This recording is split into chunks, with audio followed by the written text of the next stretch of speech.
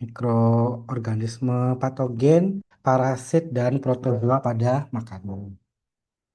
Ya, Eh, nanti untuk presensinya tolong di ini ya, kalau bisa apa, rapel, ya, nanti diakumulasi ya nanti ketika kita pertemuan secara offline.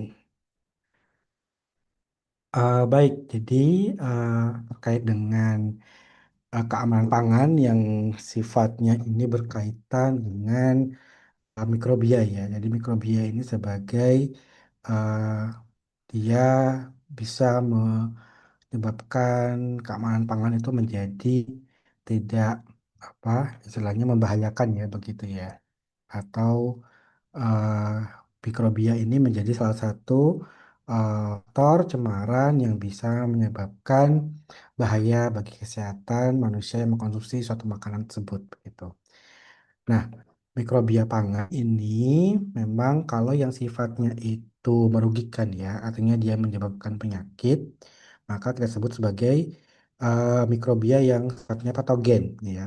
Jadi dia bisa menyebabkan munculnya suatu gejala penyakit setelah kita mengkonsumsi suatu makanan yang itu tercemar oleh mikrobia patogen. Bisa bakteri, bisa itu jamur atau bisa juga protozoa dan lain sebagainya. Kemudian ada mikrobia yang itu mengarah kepada penurunan mutu, yaitu pembusukan dari suatu makanannya. Begitu.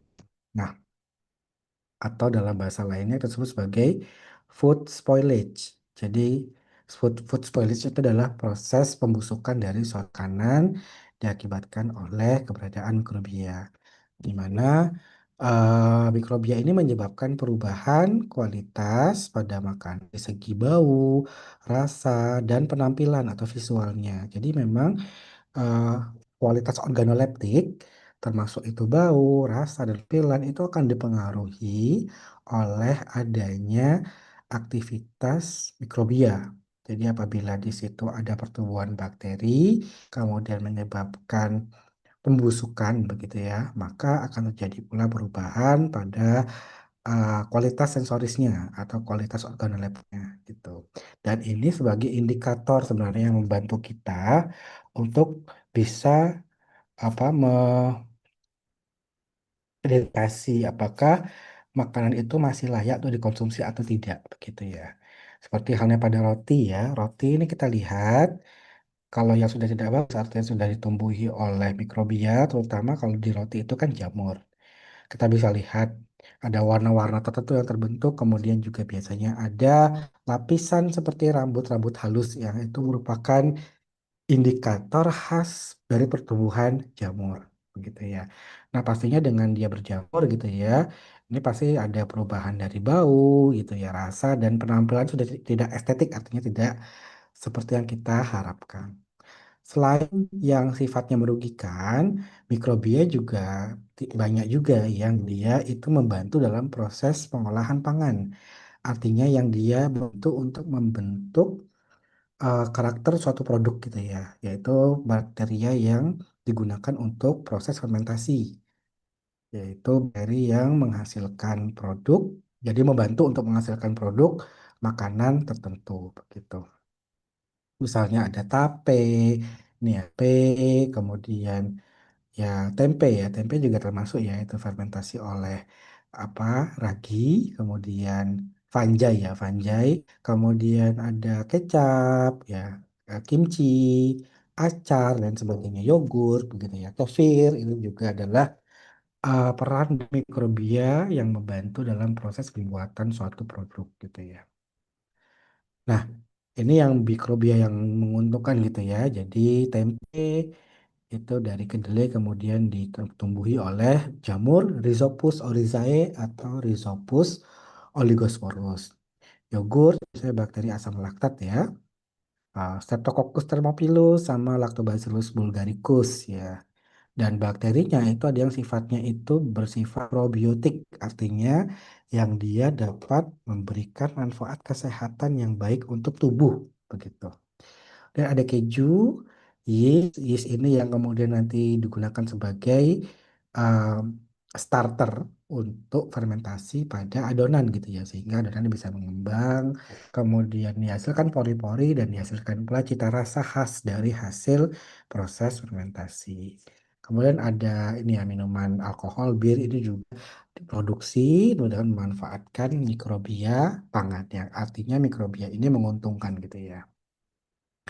Nah, yang merugikan itu pastinya dia akan merusak kualitas makanan, baik itu dari sisi bau, rasa, dan warna, ya sebagai indikator utama yang paling mudah untuk kita lihat begitu ya, atau kita rasakan gitu secara indrawi ya gitu. Kemudian pastinya akan menurunkan nilai gizi karena mikrobia itu akan menggunakan sumber zat nutrien atau zat gizi dari apa bahan makanan atau produk makanan begitu ya, sehingga di situ pasti akan berkurang kemudian apa nilai gizinya gitu, atau bisa juga terjadi perubahan pada struktur kompon kimia yang kemudian itu bisa menurunkan nilai gizi gitu. Makanya kan produk-produk yang istilahnya sudah ah, eh, dia mengalami kerusakan akibat pertumbuhan mikrobia, berjamur lah, ada bakterinya lah, ada lendirnya, itu kan memang tidak layak untuk kita konsumsi. Begitu. Dari aspek sensoris dan juga dari aspek nilai gizinya. Termasuk yang ketiga adalah karena produk tersebut juga berpotensi untuk menghasilkan racun penyebab keracunan makanan atau poisoning gitu ya, food poisoning. Di mana food poisoning ini ada banyak sekali gejala khas yang muncul gitu ya, yang biasanya ketika kita habis makan sesuatu gitu, terus kemudian ada rasa mual lah, muntah, diare, demam, atau perasaan tidak enak gitu ya, masalah badan tuh nggak enak rasanya gitu.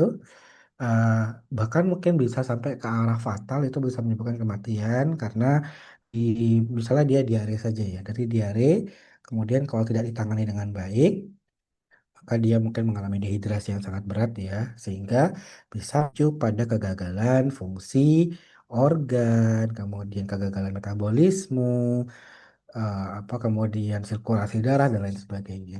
Jadi jangan kita sepelekan masalah keracunan makanan, terutama yang banyak kasus yang baru-baru ini muncul akibat keracunan makanan dari MBG ya.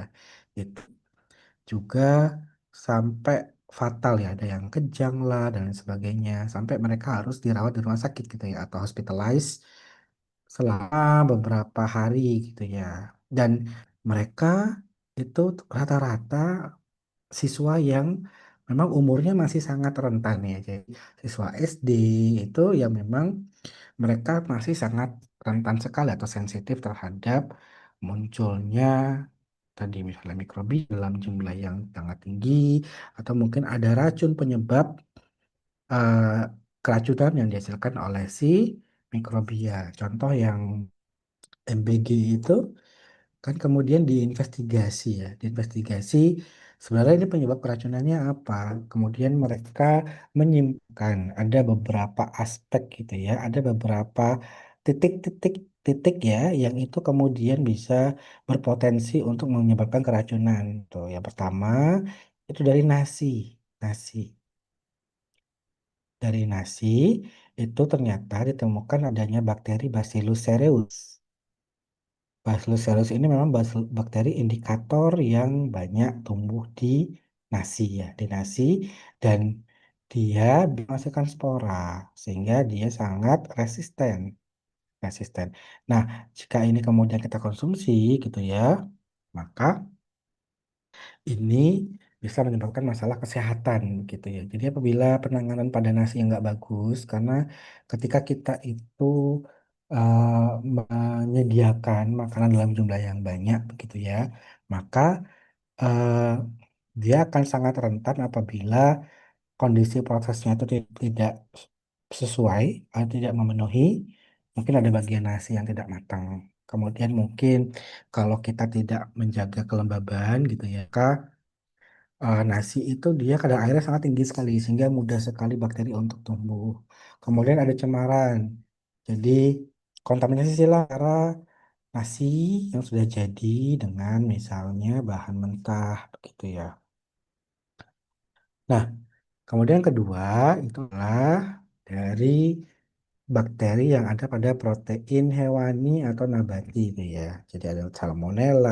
Jadi kalau misalnya apa misalnya pemasakan tidak tidak sesuai, tidak memenuhi apa istilahnya standar keamanan pangan.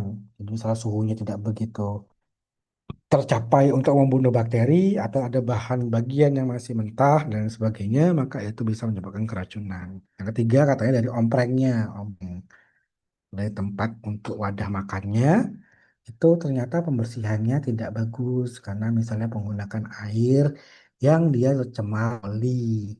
Kemudian penanganan pasca dia dicuci.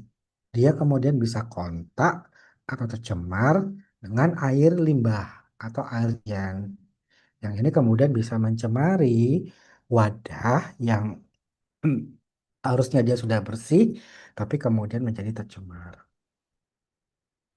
Kemudian kalau keracunan eh, pangan, kalau secara definisi gitu ya, adalah seseorang yang menderita sakit dengan gejala dan tanda keracunan yang disebabkan mengkonsumsi pangan yang diduga ini mengandung cemaran biologis atau mikroorganisme atau kimia. Jadi memang yang utama itu adalah dari cemaran biologis atau kimia.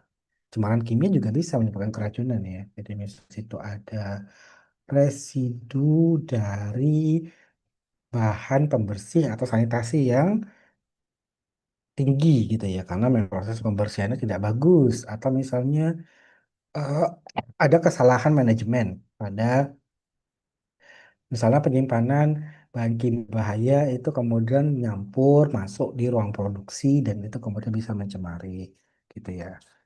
Em, Sehingga ini bisa menyebabkan cemarinya atau mungkin juga ada toksin alami misalnya HCN kemudian juga mungkin toksin yang dihasilkan dari ikan atau produk-produk tidak segar dan sebagainya yang ini bisa menyebabkan keracunan pangan. Nah, bisa keracunan pangan ini menjadi kejadian yang luar biasa atau KB jika dua orang atau lebih menderita sakit dengan gejala sama atau hampir sama setelah mengkonsumsi pangan dan pangan tersebut terbukti sebagai keracunan.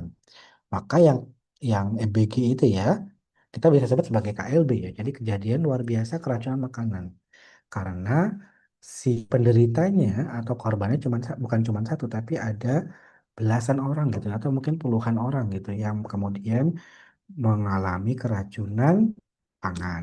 Jadi dia menderita sakit gitu ya, dengan gejala yang hampir sama begitu. Pernah sebelumnya ada kasus juga dari makanan yang ikan ketika acara-acara apa misalnya hajatan ya seperti itu maka memang kegiatan diaan makanan dalam jumlah yang sangat besar apalagi dia disiapkannya itu jauh-jauh hari, maksudnya itu Hamin satu atau Hamin dua, maka potensi dia menyebabkan keracunan pangan itu akan sangat besar sekali. Sehingga perlu dimitigasi, perlu dilakukan manajemen untuk tetap menjaga keamanan pangan. Gitu ya, dengan cara eh, dipanaskan secara apanya periodik begitu ya, karena kita untuk membunuh bakteri yang itu kemudian sudah tumbuh begitu ya. Karena kan umumnya disimpan di danger zone. Danger zone ingat ya, danger zone itu suhu di mana bakteri atau mikrobia itu sangat mudah sekali untuk tumbuh ya. Jadi antara 5 derajat sampai 60 derajat. Gitu ya. Sehingga kalau dia berada di danger zone, maka kita perlu lakukan pemanasan periodik untuk membunuh mikrobia atau bakteri yang tumbuh di situ. Kemudian juga kita perlu simpan pada wadah tertutup dan juga dipisahkan antara makanan sudah jadi dengan yang mentah supaya tidak terjadi cross contamination atau kontaminasi silang. Kemudian juga perlu diwaspadai terkait dengan apa misalnya eh, ada hama, hewan, serangga dan lain sebagainya yang itu bisa mencemari makanan karena dari tubuh hewan, hama ya. Kemudian feses dan urinnya itu bisa menyebabkan keracunan, Pak. Karena itu ada sumber dari bakteri begitu ya atau mikrobia. Nah, ini kita lihat sumber potensi perannya, bahaya dari mikrobia pada pangan. Kita lihat di sini itu ya, ini bikin adonan apa istilahnya kulit, kemudian ditaruhnya di bawah, kakinya juga dekat sama yang bahan yang diolah begitu ya. Ini kemudian dia melangkah gitu ya. Ini kalau dia misalnya langkah terus apa ya ada rambut jatuh lah dan lain sebagainya begitu ya. Dan ini lebih parah lagi. Ini adonannya sampai ke tangan bagian atas ya, ke lengan bagian atas kemudian ini merokok gitu ya. Jadi ini praktek-praktek yang tidak sesuai dengan standar keamanan pangan. Ya. Nah, kemudian kalau kita lihat secara definisi dari bakteri patogen, jadi bakteri patogen itu adalah bakteri yang dapat menyebabkan penyakit keracunan dan menimbulkan masalah kesehatan. Menyebabkan ada dua yang utama, yaitu namanya intoksikasi, kemudian ada infeksi. Gitu. Apa itu gitu ya? Nah, sebenarnya ada kombinasi juga antara intoksikasi sama infeksi namanya intoksikoinfeksi. Nah, kita lihat satu persatu ya. Pertama dari intoksasi. Jadi dari suku katanya ya, dari kita lihat dari apa kata toksik ya. Jadi ada bahan yang beracun begitu ya, atau toksin. Jadi gejala penyakit yang muncul akibat toksin dari patogen. Jadi kata kuncinya ini keywordnya toksin dari patogen dihasilkan selama pertumbuhannya pada makanan. Jadi bakteri atau mikrobia ini bisa menghasilkan senyawa racun atau toksin selama dia tumbuh pada makanan. Nah, toksin inilah yang kemudian menyebabkan seseorang menjadi keracunan gitu ya atau masalah kesehatan. Jadi toksin dari Staphylococcus aureus, jadi S. aureus ini merupakan bakteri yang banyak sekali muncul dari tangan penjamah makanan. Kemudian adalah Clostridium botulinum, ini yang merupakan indikator untuk sterilisasi pada makanan leng. Ya. Jadi dia menghasilkan botox, botulinum toksin yang bisa melumpuhkan saraf dan lain sebagainya. Kemudian toksik misalnya ada apa Aspergillus flavus yang menghasilkan apa aflatoksin dan lain sebagainya. Atau mungkin jamur-jamur lain kemudian bisa menghasilkan toksin ya. Jadi mungkin pernah lihat di apa tayangan-tayangan gitu yang dia aneh-aneh ya. Jadi jamur yang dia dapat di hutan lah, yang dapat di kayu lah dan sebagainya yang kemudian nggak tahu apa keamanannya gitu ya. Kemudian dia makan, dia olah, kemudian jadi keracunan gitu ya. Muntah lah, pusing, mual gitu. Itu intoksikasi. Kemudian yang kedua adalah infeksi. Jadi dari asal katanya infeksi, maka gejala penyakit ini muncul akibat punya patogen. Jadi infeksi dari patogen enterik. Jadi patogen enterik itu artinya patogen yang dia tumbuh pada saluran pencernaan. Nah, dia ini bisa invasif atau non invasif. Invasif itu yang sangat apa? Sangat aktif sekali begitu ya. Nah, kemudian ada beberapa jenis misalnya salmonella. Salmonella ini biasanya kalau pada makanan harus nilainya nol karena ini bisa menyebabkan masalah kesehatan yang sangat fatal gitu ya. Jadi tipes gitu ya karena salmonella.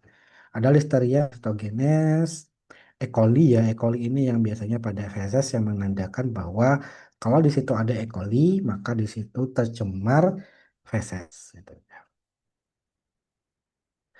Jadi ini akibat dari tumbuhnya mikrobia patogen. Jadi mikrobia patogennya itu masuk dalam tubuh, dalam saluran pencernaan, dalam jumlah yang tinggi, sehingga ini menyebabkan masalah kesehatan. Jadi dia menginfeksi, menyerang, baik itu sel, jaringan pada saluran pencernaan.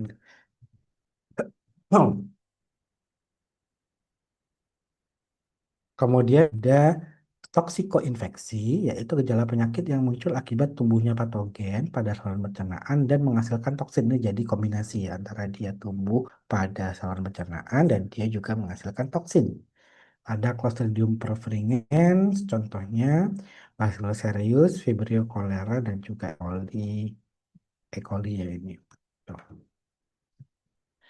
Nah, ini intoksikasi. Jadi ada perbedaan yang sangat besar sekali antara intoksikasi dan juga infeksi. Jadi kalau intoksikasi itu toksinnya dia apa menyebabkan masalah kesehatan di mana gejala-gejala yang muncul itu umumnya terjadi secara cepat.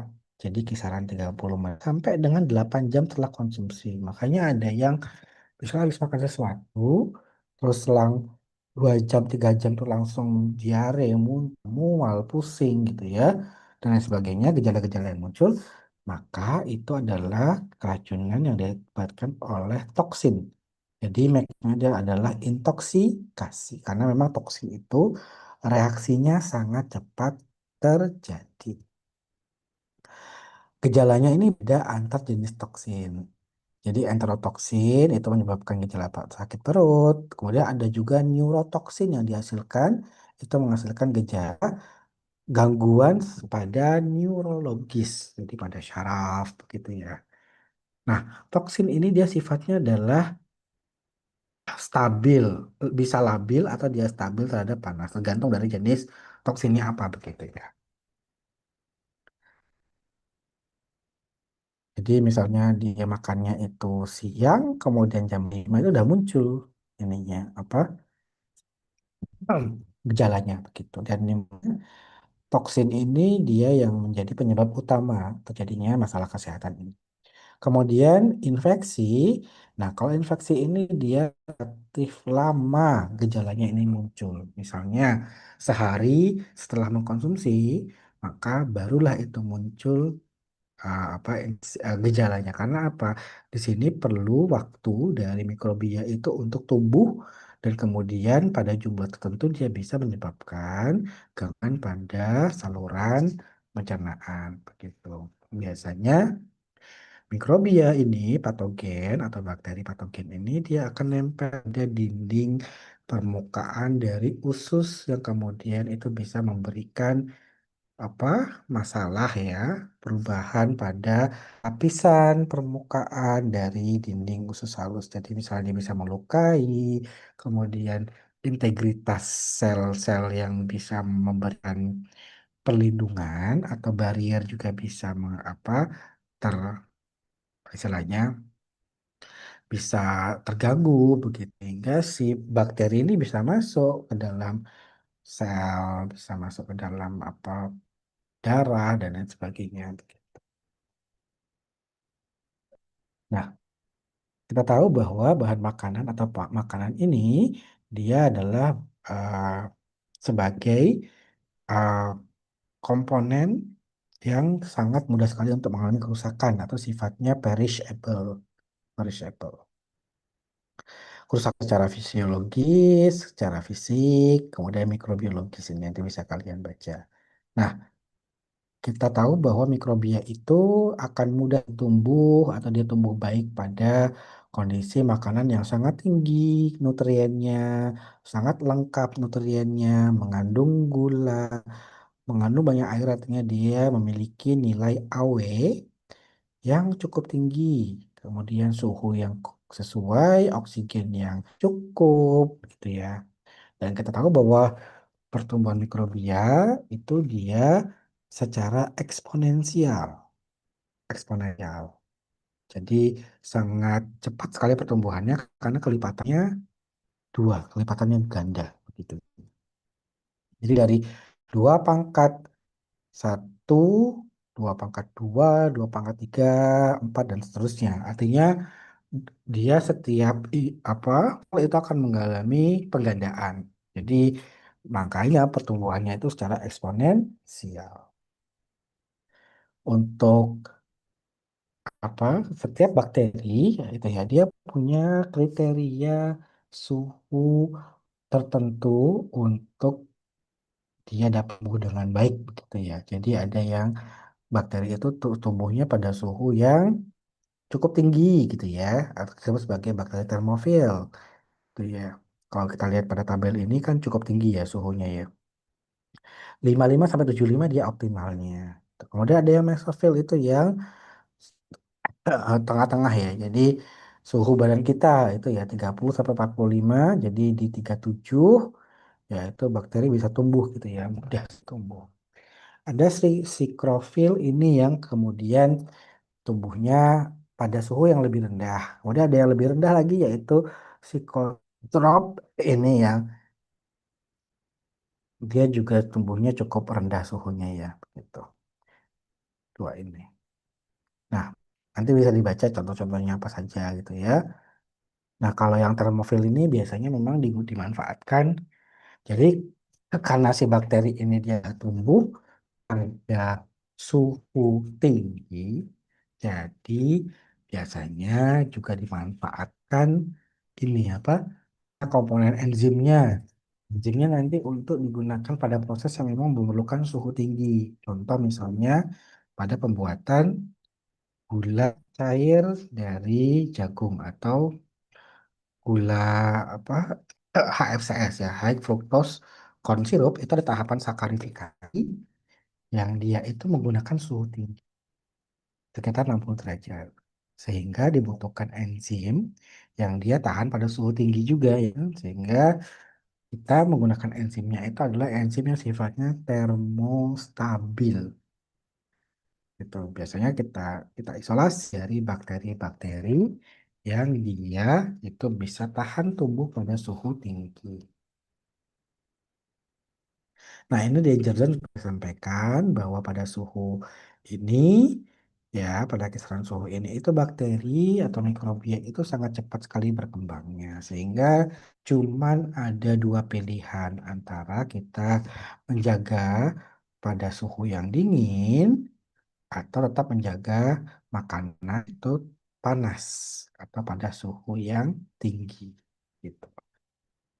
Sehingga kalau kita simpan pada daerah berbahaya atau zone zone, maka kita perlu penanganan. Jadi misalnya perlu dipanaskan secara periodik, begitu ya. Atau memang tidak bisa bertahan lama, artinya perlu segera dikonsumsi begitu ya. Nah, kemudian cara menghambat pertumbuhan bakteri selama pengolahan, jadi merupakan kunci penting gitu ya. Jadi pengolahan, pemasakan kita memasak, menggoreng, merebus gitu ya. Dipanggang, dibakar, itu selain dalam upaya untuk mematangkan bahan, kita juga berupaya untuk membunuh bakteri. Gitu ya. Nah, bagaimana ya cara kita supaya bakteri itu dia dihambat pertumbuhannya selama proses pengolahan?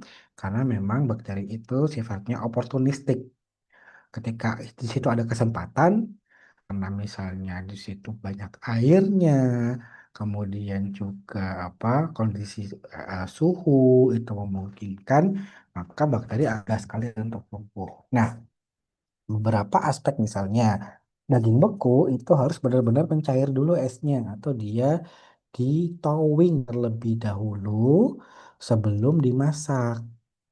Supaya apa? Ketika dia benar-benar mencair, maka ketika dimasak air itu dia bisa menguap dan juga air itu kan kemudian bisa suhunya bisa mencapai 100 gitu ya yang kemudian itu bisa juga membunuh bakteri. Bayangkan kalau itu dia masih beku, ada bagian yang masih belum mencair sempurna gitu ya. Misalnya ada bagian tengah itu yang memang agak sulit untuk dia cair karena penetrasi paso kan dari luar menuju ke tengah. Jadi kan kita anginkan gitu ya, maka bagian luar dulu yang dia akan mulai mencair, kemudian baru perlahan-perlahan menuju ke bagian yang tengah. Nah, sehingga kalau kita lihat pencairannya tidak atau towingnya tidak sempurna begitu ya, maka bagian tengah itu ada yang masih beku, ada kristal es, dan kemudian ketika dipanaskan, bagian yang luar itu sudah matang istilahnya. Artinya dia sudah airnya sudah banyak menguap, kemudian juga suhunya itu sudah mencapai suhu untuk membunuh bakteri, tapi bagian tengahnya, karena tadi kristal es, dia baru mulai mencair. Jadi baru dia membentuk membentuk jut atau fase cair, sehingga tidak cukup panas yang apa diterima untuk dia membunuh mikrobia gitu. Makanya kalau kita misalnya dari daging kurban yang sudah kalian simpan sebelumnya, kemudian mau diolah, itu perlu ditowing dulu secara sempurna. Dan masak makanan sampai benar-benar matang, gitu ya. Karena dengan pematangan ini kita memastikan bahwa bakteri atau mikrobia patogen itu bisa dibunuh secara optimal, begitu ya. Kemudian dinginkan masakan dengan cepat dan simpan dalam keadaan dingin sampai siap untuk dikonsumsi atau dipanaskan lagi, gitu. Jadi ya, artinya tadi kita menghindari danger zone lama begitu ya. Dan makanan sebaiknya disimpan dalam keadaan panas atau dingin. Tadi konsepnya ada danger zone. Makanya ada yang kalau prasmanan itu di bawahnya itu ada digunakan apa?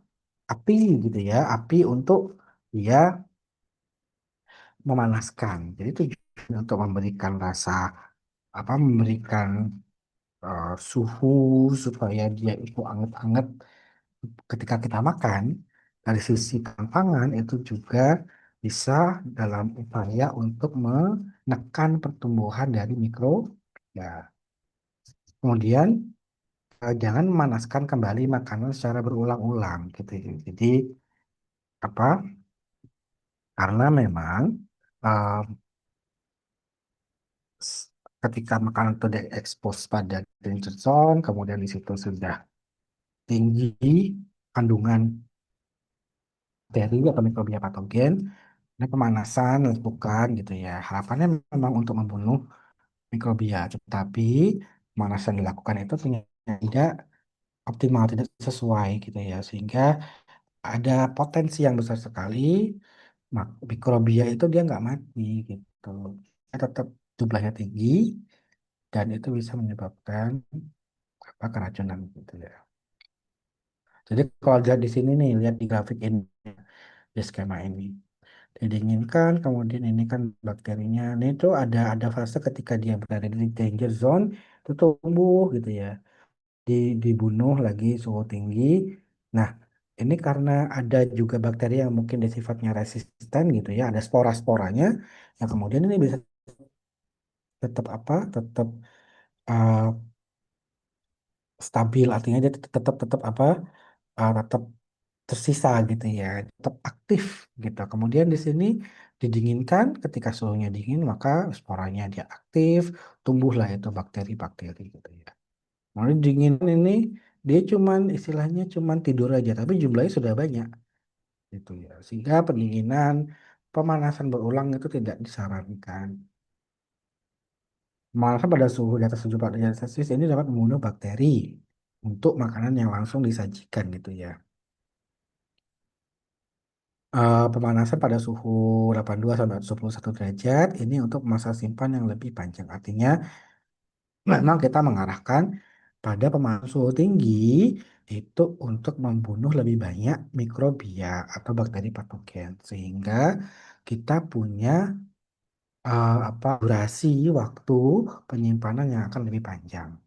Kalau suhu 74 itu kan cuman mungkin sebagian saja sehingga sebagiannya kan masih bisa tumbuh, kemudian jumlahnya meningkat sehingga bisa menyebabkan masalah kesehatan.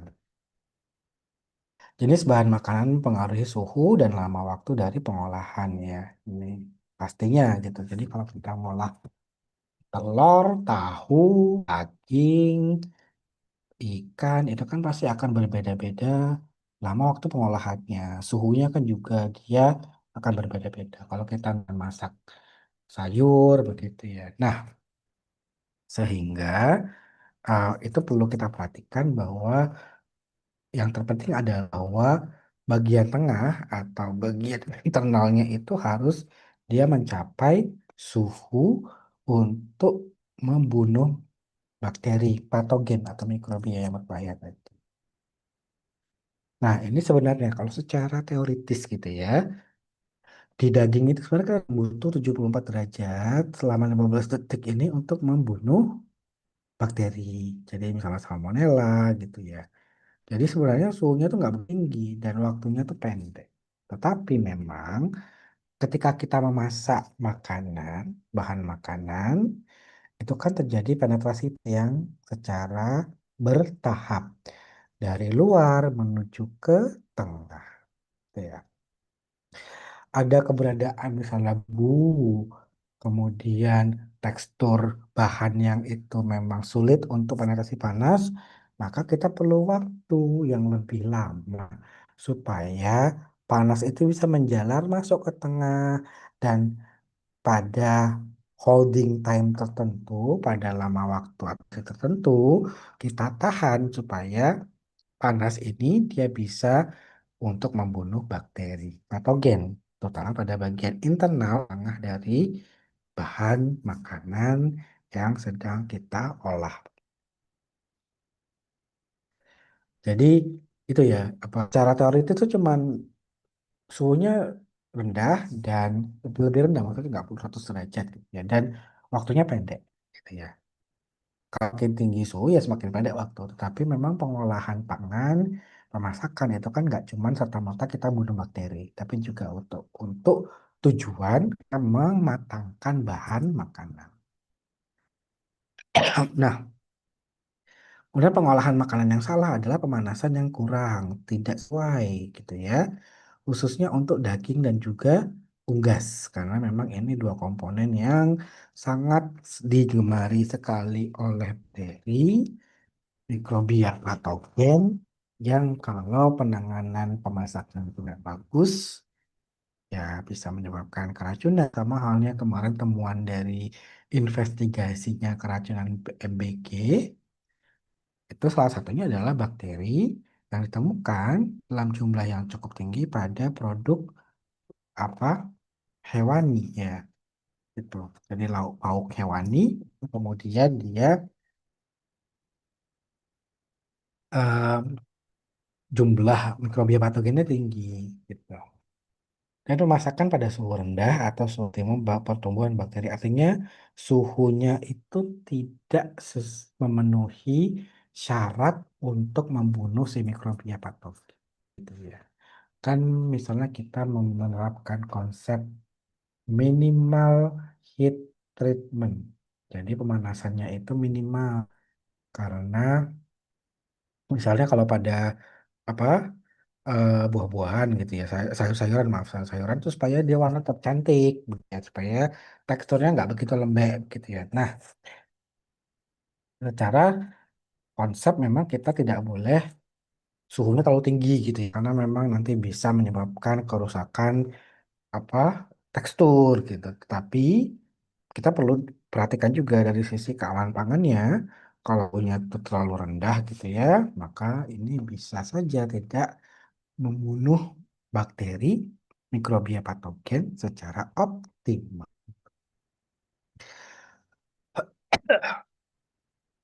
Nah, tidak didinginkan di suhu rendah saat penyimpanan. Artinya dia disimpannya di danger zone. Jadi di situ kan memungkinkan bakteri tumbuh sangat banyak sekali. Kemudian masakan dimasak jauh sebelum waktu konsumsi. Nah, ini terutama masalah yang umumnya terjadi ada kegiatan hajatan, rewang gitu ya.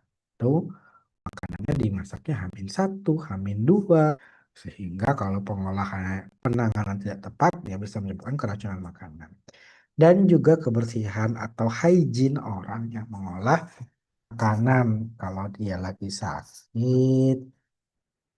Ya, kayak saya misalnya lagi batuk-batuk nih ya, lagi sering lagi sakit tenggorokan gitu ya. Kemudian nggak pakai masker lah, kemudian juga apa misalnya ada pilek gitu ya, terus pas lagi batuk, kemudian bersin, kemudian dropletnya kemana-mana, nah, itu kan bisa menjadi sumber dari masuknya cemaran biologis gitu. Terutama misalnya juga dia ngolah tapi kemudian kukunya panjang, dia nggak cuci tangan habis dari kamar mandi, kemudian juga kesihan dirinya tidak terjaga gitu ya. karena dia nggak mandi pas mau masak gitu. Ya ini bisa menyebabkan keracunan. Sebentar ya.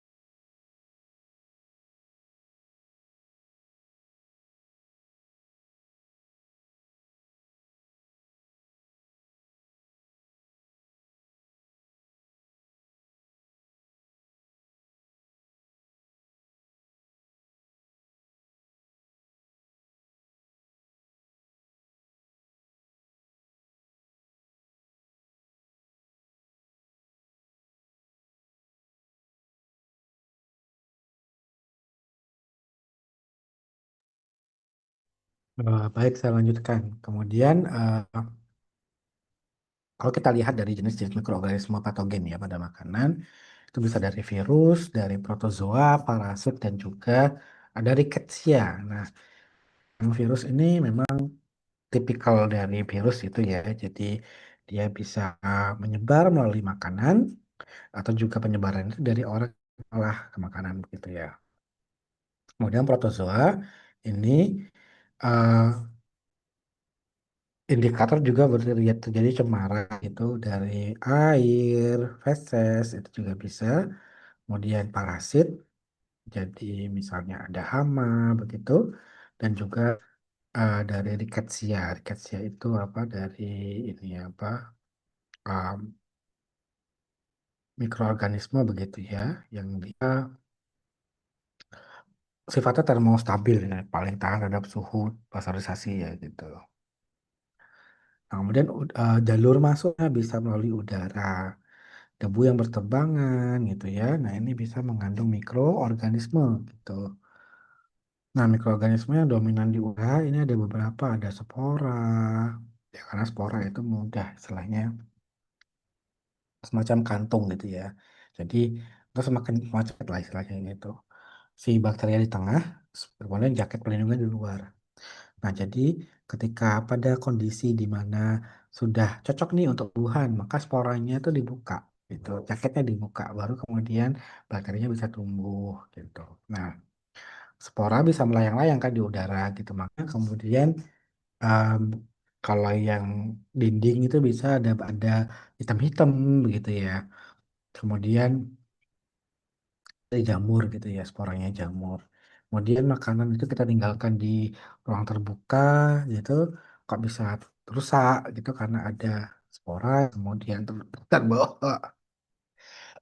di udara gitu. Dan kapang jamur ya, jamur karena jamur ada ya di apa kebanyakan secara sporanya itu yang kemudian terbang kemana-mana. Sel dari beberapa bakteri kemudian juga kamir. Kamir ini jamur ya. Nah, tanah ini juga sebagai media cemaran ya, menyebabkan cemaran, jadi mengandung berbagai jenis mikroorganisme, jumlahnya juga cukup tinggi ya, itu. Terus juga cacing ya, cacing itu ada di tanah itu ya, yang telur cacing, yang dia itu cacing pita lah gitu ya, cacing hati dan lain sebagainya. Nah, mikroorganisme dari tanah itu ada kapang, ada amir, dan juga ada bakteri. Gitu. Jadi dia sifatnya masih dorman. Dorman itu artinya dia tidur gitu ya. Dia nggak bisa melakukan aktivitas pertumbuhan. Ketika dia berada pada kondisi yang sudah sangat cocok sekali untuk apa pertumbuhan, maka dia bisa mengalami perbanyakan gitu. Limbah kotoran ini juga ya.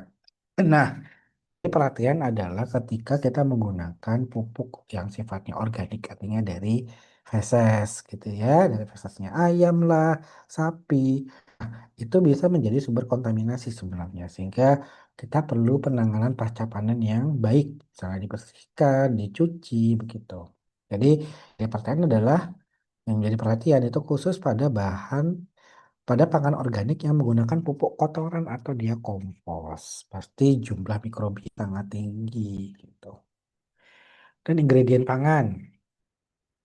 Apabila mengandung sumber mikroorganisme pembusuk dan patogen, maka itu juga bisa menjadi apa cemaran gitu ya.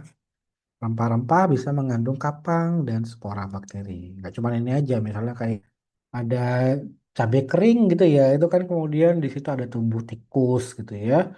Kemudian di situ ada feses lah, ada urin tikus yang dia bisa membawa bakteri gitu.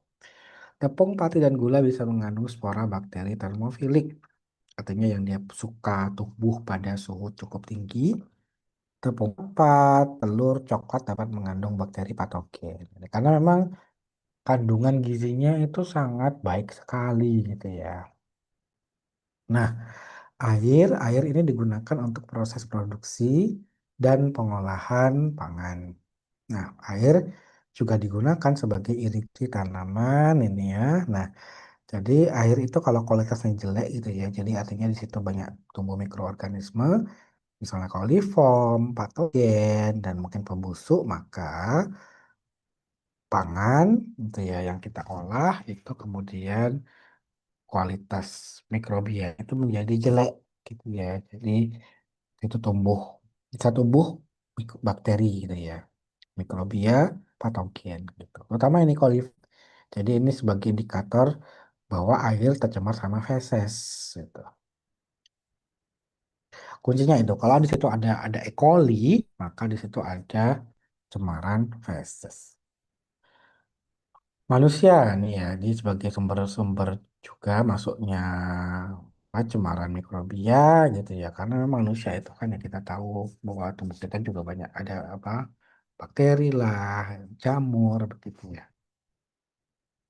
Sehingga kita perlu melakukan praktek untuk mencegah kontaminasi.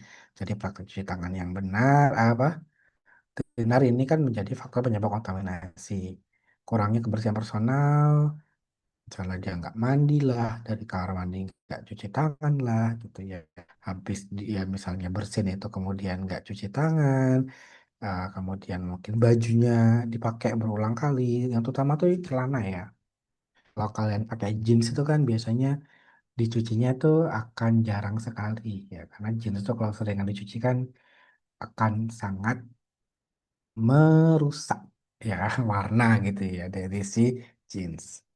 Nah, itu sebenarnya tanpa kita sadari itu sebagai faktor juga penyebab kontaminasi mikroorganisme dari manusia dari pakaian yang digunakan. Kurangnya kesadaran bekerja secara bersih gitu ya. Misalnya kalau banyak sampah lah, atau misalnya di situ banyak sisa-sisa mungkin apa dari bahan pangan yang diolah, kemudian kebersihan tidak terjaga atau mungkin ada apa sampah gitu ya. Nah, itu kemudian tidak dibersihkan, maka ini juga bisa menyebabkan kontaminasi. Luka kecil dan infeksi ini juga bisa ya. Pertama gejala penyakit ringan ini yang bisa menyebabkan cemaran virus. Peralatan dapat mengandung mikroorganisme juga apabila dia pembersihannya tidak baik ya. Peralatan yang digunakan secara terus-menerus dalam untuk jangka waktu yang lama menyebabkan mikroorganisme dapat berkembang biak dan menjadi kontaminan yang kontinu begitu. Jadi apa pembersihan tidak bagus misalnya kita menggunakan spatula atau kita menggunakan sendok kayu, pembersihannya nggak bagus. Ada masih titik-titik di mana itu kemudian masih licin lah gitu ya. Pembersihan nggak bagus, ada sisa noda dan itu bisa menjadi tempat akumulasi dari tumbuhnya bakteri.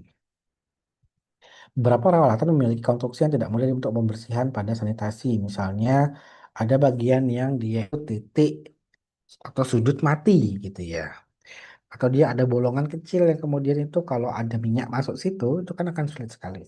Jadi minyak sudah masuk, tapi kalau air itu karena ada tegangan permukaan, sehingga dia akan sulit untuk bisa membersihkan pada titik atau lubang kecil itu. Begitu. Peralatan pisau dan tawanan juga bisa menjadi sumber kontaminasi silang. Jadi kalau misalnya kita cuma punya satu, dipakai buat motong daging, bumbu sayur, bahan-bahan rempah, bumbu dan sebagainya begitu ya. Nah, ini bakteri yang bisa tumbuh ini ada banyak ya. Lactobacillus, Pseudomonas, Mycococcus, Enterococcus, Escherichia, Listeria, Salmonella ya. Nah, kemudian kalau kita lihat mutu mikrobiologi pangan gitu ya. Jadi setiap pangan itu kan punya mutu mikrobiologinya. Jadi jenis bakteri yang tumbuh bisa beda-beda gitu ya. Karena tergantung dari sifat dari bahan pangan itu gitu. Pada daging, daging itu kan kita tahu bahwa sumber nutrien yang sangat baik gitu. Maka daging bakteri-bakterinya banyak yang ini bisa muncul yang sifatnya mesofilik, disimpan pada suhu apa suhu ruang, sikrofilik, suhu dingin pun juga sebenarnya bisa memungkinkan. Makanya kan sebenarnya kalau daging yang mentah itu nggak boleh di chiller, harus di freezer ya. Bakteri yang aerob atau yang dia butuh oksigen dan juga anaerob. Susu, susu ya. Ini juga sama, susu sebagai bahan pangan dengan komposisi gizi yang lengkap, yang mudah untuk ditumbuhi mikroorganisme. Dari mana mikroorganisme? Bisa dari ambingnya atau dari puting permukaan tubuh hewannya. Jadi makanya kan sebelum diperah susunya kan harus dimandikan hewannya ya. Atau dia dibersihkan dulu begitu. Dari pakan, udara, air, pekerja, dan peralatan. Nah, ini mikrobia-mikrobia yang tumbuh itu bisa kalian baca ini ya. Jadi harusnya pada yang sehat itu, pada ambing yang sehat, maka mikrobianya itu dia juga sedikit, ya 10 × 3 sel per mili. Pada yang sakit itu akan tinggi sekali jumlahnya tuh ya. Kemudian ada kontaminan dari luar, ini kemudian yang biasa sebagai apa uh, cemaran gitu ya, masuknya bakteri gitu. Dari coliform, ada Micrococcus, Staphylococcus, Enterococcus, Spora Bacillus, dan juga Clostridium. Nah, bakteri pada susu ini ya, jadi juga bisa muncul dia selama pasteurisasi pasca penyimpanan gitu ya. Makanya susu itu kan memang kita perlu kombinasikan dengan pendinginan ya gitu ya supaya memperpanjang umur simpan. Kalau misalnya dia diprosesnya secara pasteurisasi ya. Dan pasteurisasi kan cuman membunuh sebagian mikrobia. Kecuali kalau yang memang sterilisasi, yang kalau kemasan UHT, ya, susu UHT itu kita bisa simpan pada suhu ruang. Asalkan kemasannya masih bagus dalam kemasan yang aseptik. Telur ini mikrobianya kita bisa kita lihat ditemukan pada kulit telurnya atau cangkang gitu ya. Pertama Salmonella ini mikrobia yang dia berbahaya pada telur. Yang berasal dari kotoran unggas. Makanya sebenarnya nggak boleh ya telur itu dihindari disimpan di kulkas gitu ya. Kalau dia tidak dibersihkan gitu ya. Kalau misalnya telur yang berasal dari apa tempat pengolahan yang apa atau industri gitu ya yang dia mengolah telur telur mentah itu dia sudah dibersihkan gitu ya sebenarnya itu boleh taruh di kulkas tapi kalau yang kita dapatkan dari peternakan yang itu masih atau mungkin istilahnya dari petani atau dari apa eh, langsung gitu ya terus itu masih banyak sisa kotoran maka nggak boleh masuk ke kulkas gitu ya itu karena bisa mencemari bahan makanan atau makanan lainnya.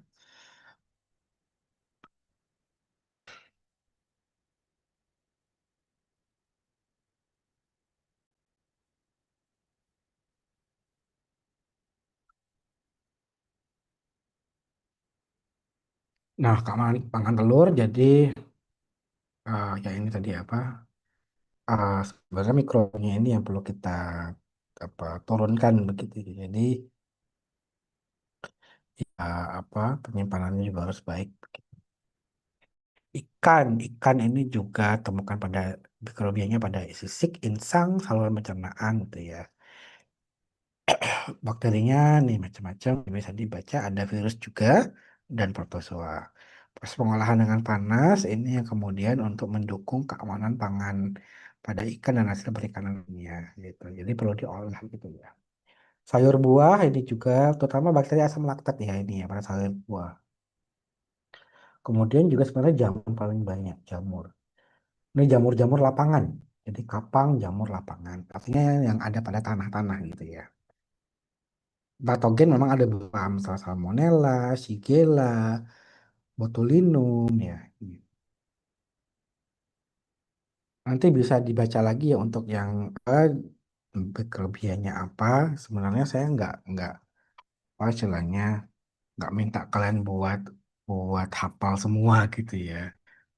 Tapi konsepnya tahu maksudnya kalau buah dan sayur itu kan secara ah pasca panen kan itu dari tanah gitu ya. Apa mereka di buah sayur ini kan dipanennya dari lahan, kemudian situ ada sisa tanah yang itu kemudian bisa mencemari mengandung mikrobia bisa mencemari buah dan sayur itu gitu. Terutama apa? Kapang. Kapang kemudian ada bakteri, bakterinya yang terutama juga adalah bakteri asam laktat dan bisa juga ada bakteri patogennya. Bakteri patogen yang dia bisa menyebabkan gangguan kesehatan. Tuh. Baik, mungkin sekian untuk kuliah kita sore ini. Kira-kira sebelum kita akhiri ada pertanyaan?